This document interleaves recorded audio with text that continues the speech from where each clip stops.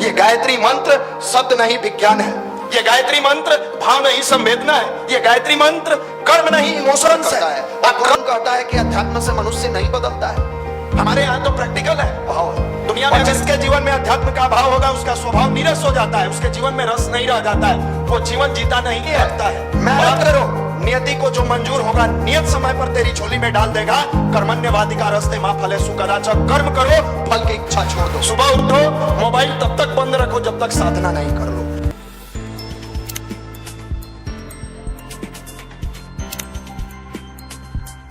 कि हम अपने आप को बेहतर कैसे बनाएं। गुरु जी का दिया हुआ 4 सूत्र है, साधना, स्वाध्याय, संयम और सेवा। साधना किसकी? अपने जीवन देवता की। हम साधना किसकी कर रहे हैं? आईपीएल की। भेजा गया है गार्जियन द्वारा कि जाइए जीवन देवता की साधना कीजिए। हम अभी साधना किस में लगे हैं? आईपीएल की साधना में। बैठ के अपना टीम बनाता है। इस देश का दुर्भाग्य है कि विद्यार्थी जो पढ़ाई के लिए आता है वो पढ़ाई छोड़ के सब काम करता है। दुर्भाग्य है, आप पटना में पढ़ने के लिए आए हैं लेकिन पढ़ाई नहीं करते हैं। इसके अलावा जो कहिए, घूमने का काम खूब करते हैं, खा के सोने का काम खूब करते हैं, आईपीएल में मैच खूब देखते हैं, सट्टाबाजी वाला काम वो एक तरह से सट्टा ही है। जो ड्रीम 11 क्या है नहीं है, भगवान भरोसे है, वो करिए। धीरे धीरे क्या है कि आप अपने आप को डिटोरिएट कर रहे हैं। आप कभी सोचते हैं कि ठीक है, खेल की भावना से अगर देखते हैं तो हार जीत तो लास्ट में होता है, लास्ट के 5 ओवर में होता है। ये जरूरी थोड़े है कि पहले मैच से हार जीत शुरू होता है। अंतिम ओवर के 5 गेंद पर होगा। अंतिम मतलब 5 ओवर में, अंतिम 5 ओवर में हार जीत होता है। एक एक बॉल जो है स्टूडेंट अपने कैरियर को पटना में बनाने के लिए आया है, अगर शुरुआत करता है तो सैटरडे संडे 2-2 मैच होता है। शुरुआत 4 बजे से होता है और समाप्त रात के 11:30 बजे होता है। 4 बजे से 11:30 बजे कितना घंटा हुआ? 7.5 घंटा। 7.5 घंटा सैटरडे, 7.5 घंटा संडे, ये 15 घंटा टाइम बर्बाद करते हैं।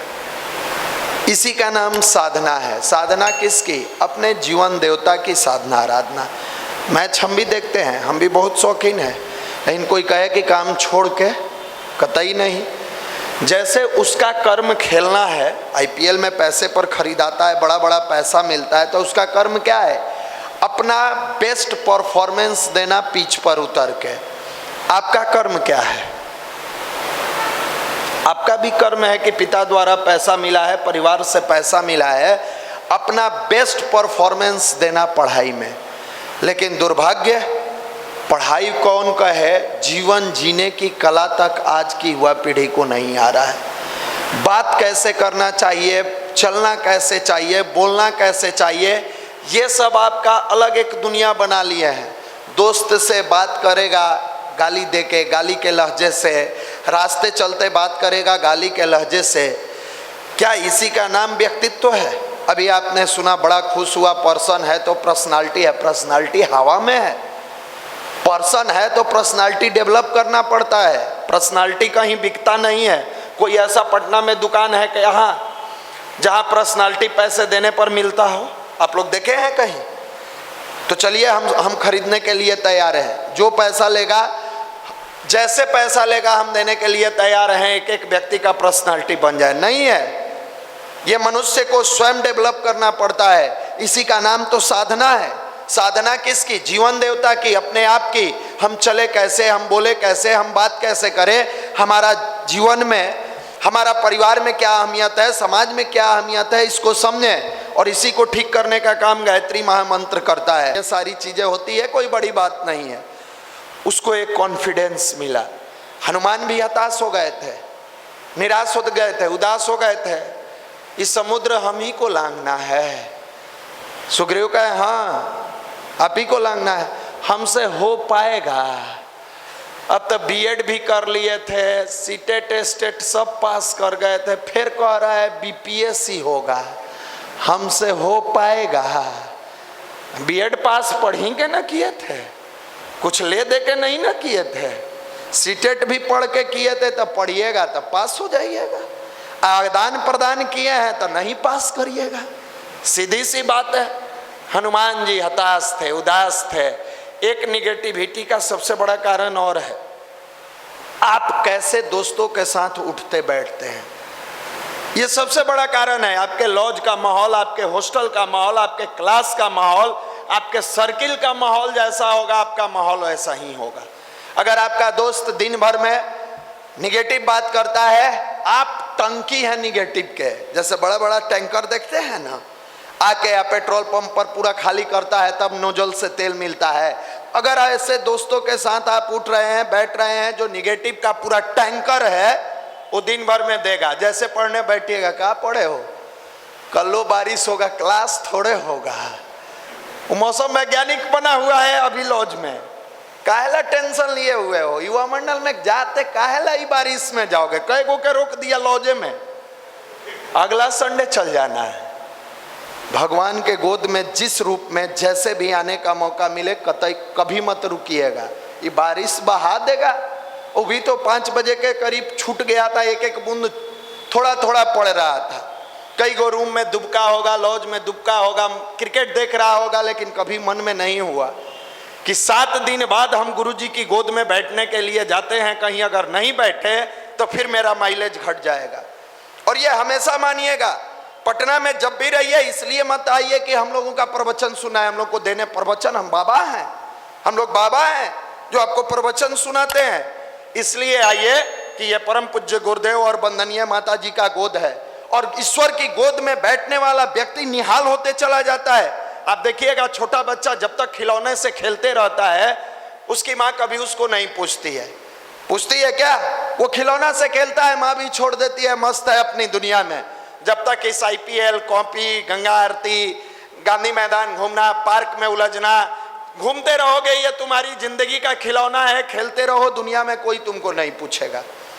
लेकिन जैसे ही वो बच्चा इन दुनिया की सारी खिलौना को छोड़ के और रोने लगता है, माँ को लगता है कि नहीं, मुझे पुकार रहा है, मुझे बुला रहा है, जाना चाहिए।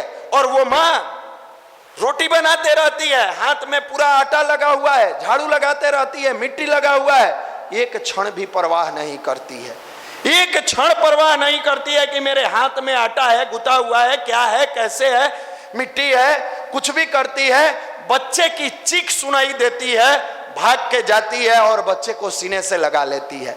जब तक आप खिलौना से खेलते रहोगे, दुनिया का यह खिलौना है, कभी IPL मैच के रूप में, कभी सिनेमा के रूप में, कभी वीडियो के रूप में, कभी अश्लील गाना के रूप में, कभी लफुआ दोस्त के रूप में, कभी गर्लफ्रेंड के रूप में, कभी बॉयफ्रेंड के रूप में, कभी मस्ती के रूप में, कभी अलग अलग निगेटिव चीज के नशा के रूप में।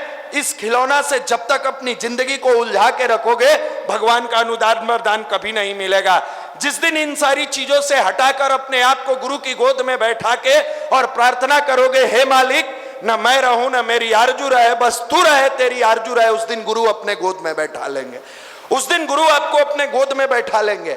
दुर्भाग्य समझ में नहीं आता है। बुढ़ापा में गायत्री जपना चाहिए, गांव के चाचा बाबा लोग सिखाते हैं। 60 साल के उम्र में गायत्री की ऊर्जा आपके अंदर आ भी जाए तो अधिक से अधिक आप जानते हैं क्या करिएगा, क्या करिएगा? नाती पोता का जीना तबाह कर दीजिएगा, उसको चैन से बैठने नहीं दीजिएगा। अरे गायत्री की ऊर्जा जवानी में आनी चाहिए। कई बार यहाँ से एग्जाम्पल दिया गया है, कई बार समझाया गया है आपको, भगवान को ताजा फूल पसंद है कि बासी फूल? ताजा फूल। और गायत्री मंत्र कब जपेंगे? बुढ़ापा में। तो भगवान पूछेंगे ना कि घुटना घिस गया, अब तू मेरे किस काम के हो? कुछ नहीं, माला घुमाने के काम में है। यह अध्यात्म नहीं है। अध्यात्म तो युवा की इस अवस्था में अगर आ जाए, आया था 14 साल के उम्र में अभिमन्यु के जीवन में आया, 16 साल के उम्र में स्वामी विवेकानंद जी के उम्र में आया, युवावस्था में शंकराचार्य के उम्र में आया, युवावस्था में परम पूज्य गुरुदेव के जीवन में आया, युवावस्था में यही अध्यात्म स्वामी विवेकानंद जी के जीवन में, रामकृष्ण परमहंस जी के जीवन में, यही युवावस्था में APJ अब्दुल कलाम जी के जीवन में आया, जो रामेश्वरम की गली का चक्कर लगाने वाला नौजवान पैसे से कमजोर, आर्थिक स्थिति कमजोर और आंगन में कभी खेलते हुए देखते हैं कि हवाई जहाज ऊपर से गई, मन में यह भाव उठता है मैं इसको उड़ाता कितना मजा आता। पैसा नहीं है, खाली है। आपके पास तो पापा पैसा भी दिए हैं, लॉज भी मिला है, टीचर के यहाँ एडमिशन भी हुआ है, लेकिन मानसिक रूप से आप कमजोर है क्योंकि आपके जीवन में अध्यात्म का अभाव है। और जिसके जीवन में अध्यात्म का अभाव होगा उसका स्वभाव नीरस हो जाता है, उसके जीवन में रस नहीं रह जाता है, वो जीवन जीता नहीं काटता है। और आप वही कर रहे हैं, जीवन काट रहे हैं, जी नहीं रहे हैं। वो लड़का मन में ठान लेता है मुझे कुछ बेहतर करना है, पैसे की कमी के कारण पेपर बेचने का काम करते हैं, एग्जाम के समय में धन के अभाव के कारण अपनी बहन के पास जाते हैं, जाके कहते हैं मुझे पैसे की आवश्यकता है। बहन कहती है मेरे पास पैसा नहीं है, जेवर है। मन नहीं करता है कि जेवर बेच के बहन का और एग्जाम दे। फिर भी बहन कहती है सुनो, कहीं नहीं जाओगे, जेवर बेचोगे और एग्जाम देने जाओगे। कहे मन में ये डर सता रहा था कि कहीं नौकरी नहीं हुआ, सफलता नहीं मिली, जेवर भी बेच दिए, क्या होगा, कैसे मुंह दिखाएंगे बहन को। और दुर्भाग्य से वही हुआ, जेवर भी बिका, पैसा भी मिला और नौकरी नहीं हुई। हताश निराश वो लड़का उत्तराखंड देहरादून में मन में जो निगेटिविटी चलता है वो चलने लगा। अब जी कर क्या करेंगे, बहन को चेहरा क्या दिखाएंगे, जेवर भी बेच दिए, विंग कमांडर में सफलता भी नहीं मिला, अब क्या करेंगे। हताशा और निराशा के बीच एक मार्गदर्शक सत्ता के रूप में ऋषि का सानिध्य, संत का सानिध्य प्राप्त होता है।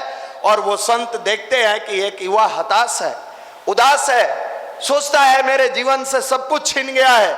उसके कंधे पर हाथ रख के उसको सहलाते हैं, सहलाते हुए कहते हैं क्यों उदास हो, क्या लेके आए थे, क्या लेके जाओगे, जो भी पाना है यही पाना है, जो भी करना है यही करना है। तुम ऊपर से खाली हाथ आए थे, खाली हाथ जाना है।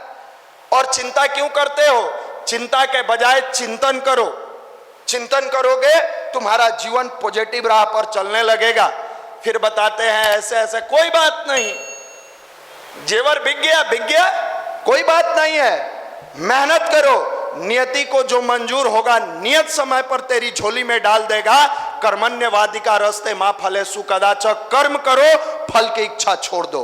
वो नौजवान वहां से पूरी एनर्जी के साथ भर के अपने जीवन में लबालब भरा हुआ आते हैं और संघर्ष के साए में अपने जीवन की एक एक दिन बेहतर तरीका से गुजारने का काम करते हैं। आप में से कई भाई ऐसे होइएगा, कोविड में परिवार की स्थिति बिगड़ गई, फिर भी संघर्ष में हिम्मत नहीं हारे हैं। और इस हिम्मत नहीं हारने का सबसे बड़ा कारण है कि आप 20 से 30 मिनट गायत्री मंत्र जपते हैं।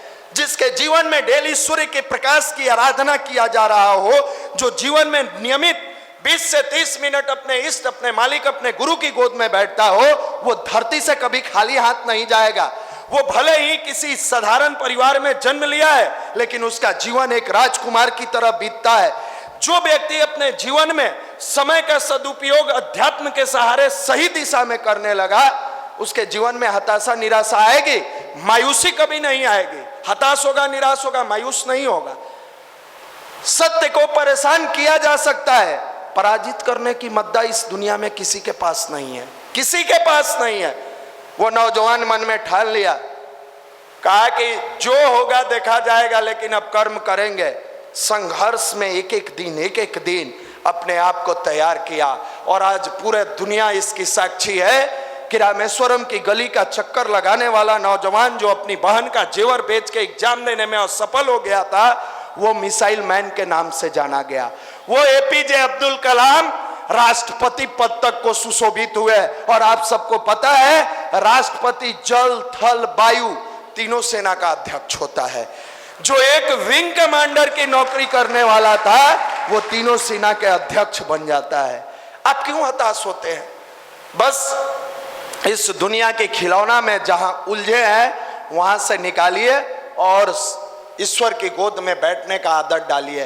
मन लगे या न लगे, हताशा निराशा कुछ भी हो, मनुष्य का जिंदगी है, आएगा। और ऐसा क्या हताशा है भाई? आपका बच्चा रो रहा है एडमिशन के लिए, पत्नी को रोटी दाल खिलाना है, किस बात की हताशा?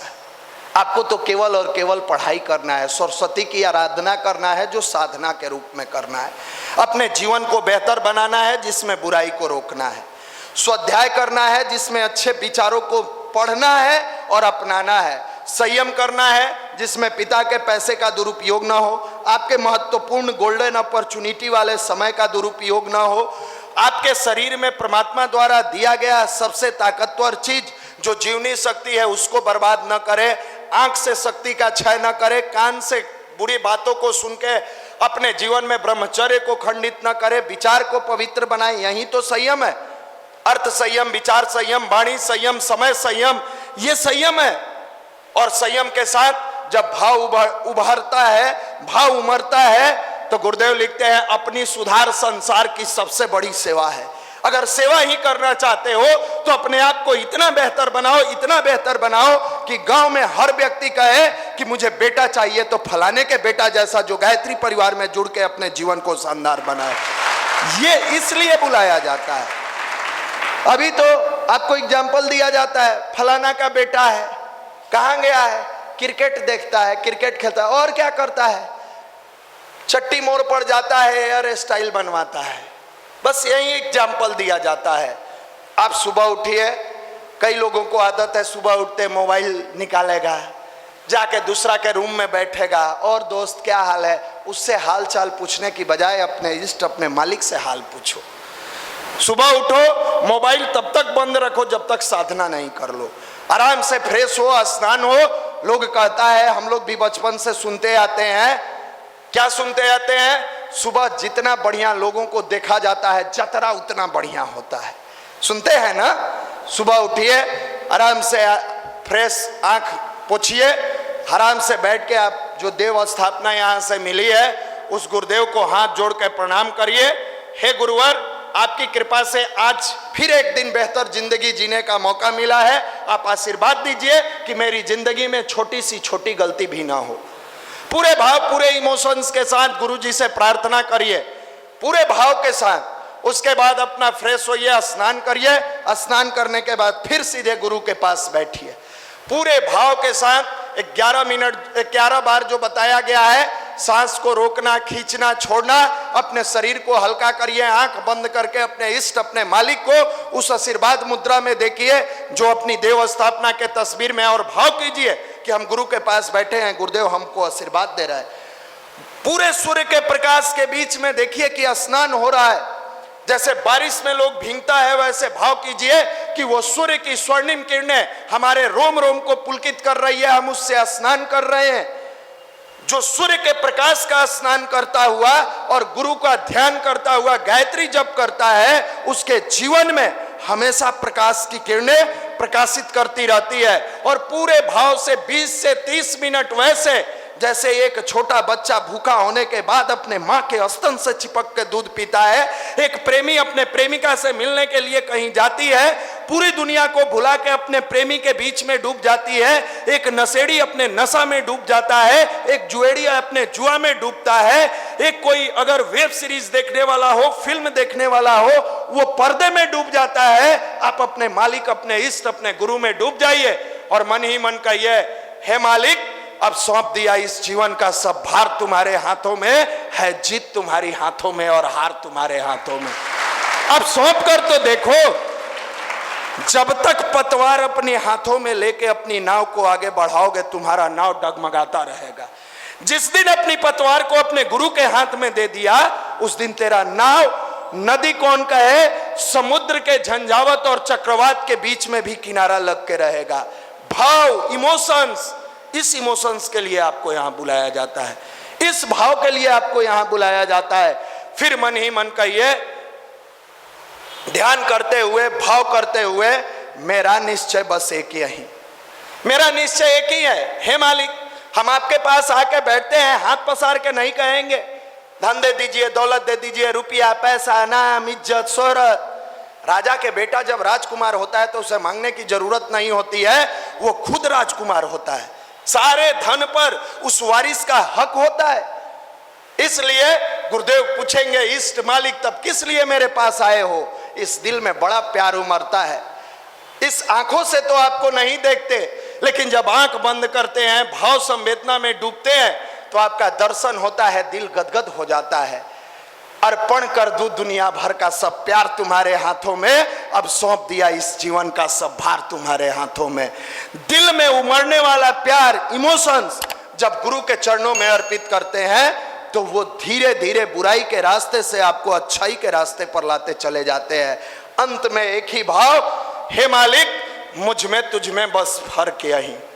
मैं इंसान हूं, भटक जाता हूं, गिर जाता हूं, हताश होता हूं, निराश होता हूं, गलतियां होती है मुझसे, आप संभाल लो ना। हर दिन आपके पास बैठते हैं, मेरी बुद्धि को सद्बुद्धि में प्रेरित कर दो, मेरे डगमगाने वाले कुकर्म वाले कदम को सत्कर्म में चला दो। मैं अनगढ़ हूं, मुझे सुगढ़ बना दो, मैं भटका हुआ हूं, मुझे राह दिखा दो।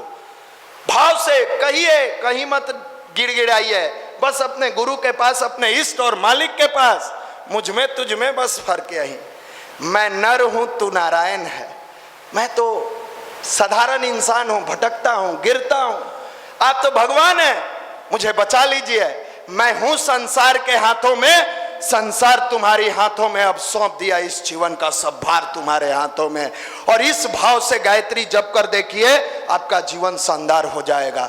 और ध्यान करने के बाद आंख जैसे ही कमरे से निकलिए, भगवान भास्कर का जिसका ध्यान किए थे ढूंढिए, छत पर मिले, रोड पर निकलते समय जहां दिख जाए, हाथ जोड़ के प्रार्थना करिए, हे मालिक आपके उद्यमान होने से पूरी दुनिया प्रकाशित होती है, अपना एक अंश देकर मेरे जीवन और कैरियर को प्रकाशित कर दीजिए, आपका जीवन शानदार बनता जाएगा। ये गायत्री मंत्र शब्द नहीं, विज्ञान है। ये गायत्री मंत्र भाव नहीं, संवेदना है। ये गायत्री मंत्र कर्म नहीं, इमोशंस है। आप कर्म मत समझिए, ये गायत्री मंत्र कर्म नहीं है, इमोशंस है। और जब इमोशंस एक बार गुरु के साथ जुड़ जाता है, माय रंग दे बसंती चोला। साधारण सा हिरण कश्यप का बेटा इसी इमोशंस के दम पर अपने बाप को चैलेंज कर देता है और होलिका के गोद में बैठता है। होलिका जलती है, प्रहलाद नहीं जलता है। साधारण सा 14 बरस का अभिमन्यु चक्रव्यूह में जाता है, भले दुनिया कहती है मरा गया, अगर अभिमन्यु मारा गया होता तो आज इतिहास के पन्नों में नाम नहीं लिया जाता, अभिमन्यु अमर हो गया। इसी गुरु के भाव को लेते हुए स्वामी विवेकानंद जी उस रॉक पर बैठ के धर्म सभा को संबोधित करने जाते हैं। और उस समय, जिस समय ना नेट था, ना इंटरनेट था, ना कुछ था, इस भारत की संस्कृति को पूरे विश्व में लोहा मनवा देते हैं। इसी अध्यात्म के दम पर गुरु ने अपने गुरु के प्रति, दादा गुरु के प्रति समर्पित कर दिया, जिस गायत्री को पूरी दुनिया से वंचित कर दिया गया था या जन जन तक पहुंचा दिया गया। यह गायत्री मंत्र का चमत्कार है। ये भाव के साथ आप युवा प्रकोष्ठ से जुड़िए, इस भाव के साथ आप गायत्री परिवार से जुड़िए।